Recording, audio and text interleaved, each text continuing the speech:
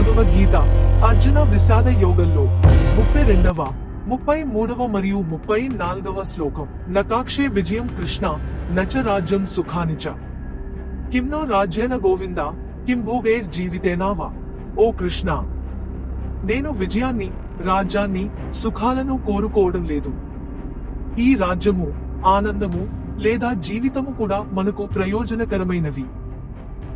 येषाम् अर्धे कक्षितः नो राज्यं भोगाः सुखानि च त इमे वस्थिता युद्धे प्राणं त्यक्त्वा धनानि च. आचार्यः पितरः पुत्रस्तथैव च पितामहः मातुलः स्वसुराः पौत्रः स्यालः సంబంధినస్తత్. ఎవరి కోసం మనం రాజ్యాన్ని, భోగాలను కోరుకుంటామో గురువులు, తండ్రులు, కొడుకులు, తాతలు, మామలు, అన్నదమ్ములు, మనుమలు మరియు ఇతర బంధుమిత్రులు తమ సంపద మరియు జీవితం కూడా విడిచిపెట్టి ఇక్కడ యుద్ధానికి సిద్ధంగా ఉన్నారు.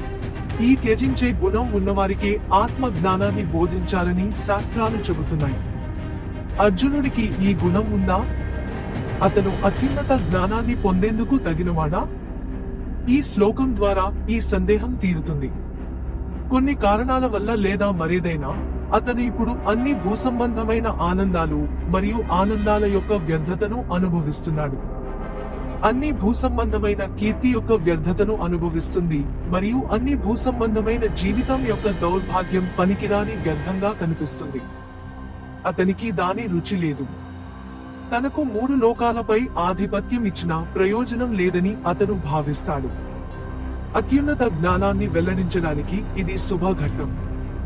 అందువల్ల అత్యున్నతమైన ఆధ్యాత్మిక జ్ఞానాన్ని బోధించడానికి అర్జునుడి హృదయంలో త్యజించే అగ్ని ప్రకాశవంతంగా మండుతున్న ఈ ప్రత్యేక క్షణాన్ని శ్రీకృష్ణుడు ఎంచుకుంటాడు. జై శ్రీకృష్ణ.